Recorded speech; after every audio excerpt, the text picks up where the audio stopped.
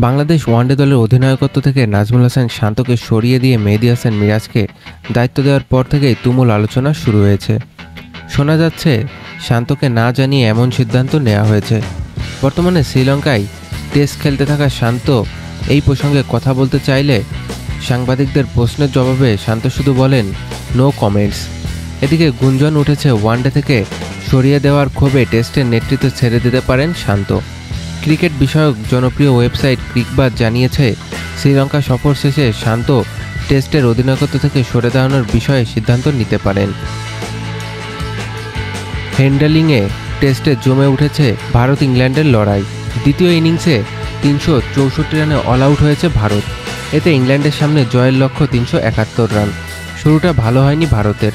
মাত্র 92 রানে ফেরেন জয় সাহাল, শুভমান গিল আর সাই সুদর্শন। কিন্তু এরপর হাল ধরেন লোকেশ রাহুল আর ঋষভ পান্ত। দুজনেই তুলে নেন দুর্দান্ত সেঞ্চুরি। 140 বলে 118 রান করেন পান্ত। এটি তার অষ্টম সেঞ্চুরি। অন্যদিকে 247 বলে 137 রানের ইনিংস খেলেন রাহুল, যা তার ক্যারিয়ারের নবম সেঞ্চুরি। সেই দিকে করুণ নায়ার আর রবীন্দ্র জাদেজা ছোট ছোট ইনিংসে লড়াইয়ের মতো পুঁজি পায় ভারত। টেস্টের মাঝপথে শাস্তি পেলেন ভারতের উইকেটরক্ষক ব্যাটার ঋষভ পান্ত। আইসিসির কোড অফ কন্ডাক্টের লেভেল 1 ভঙ্গ করায় তাকে তিরস্কার করা হয়েছে। সঙ্গে যোগ করা হয়েছে একটি ডিমেরিটিং পয়েন্ট।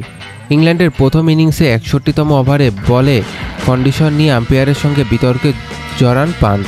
বল পরিবর্তনের আবেদন করেন তিনি, তবে আম্পায়ার তা প্রত্যাখ্যান করলে ক্ষোভে বল মাটিতে ছুঁড়ে ফেলেন এই বাঁহাতি ব্যাটার। ফলে ম্যাচ রেফারি রিচি রিভারসনের আরোপিত শাস্তি মেনে নিতে হয়েছে পান্তকে। তবে সিরিজের উত্তেজনা তুঙ্গে। হ্যান্ডলিং টেস্টে ইংল্যান্ডের সামনে 371 রানের বিশাল লক্ষ্য। ইংল্যান্ডের বিপক্ষে প্রথম টেস্টে ভারতের ফিল্ডিং দেখে সচিন টেন্ডুলকার ক্ষোভ প্রকাশ করেছেন। একের পর এক ক্যাচ মিস, যেন বল হাতে রাখতে পারছে না ভারতীয় ফিল্ডাররা। যার সবচেয়ে বড় শিকার জাসপ্রীত বুমরা। 4টি ক্যাচ পড়েছে শুধু তার বোলিংয়ে। সচিনের মতো এই ক্যাচগুলো ধরতে পারলে বুমরার নামের পাশে থাকতো 9টি উইকেট। সবচেয়ে অবাক করা বিষয়, 3টি ক্যাচ ফেলেছেন তরুণ ওপেনার জয় সাহাল।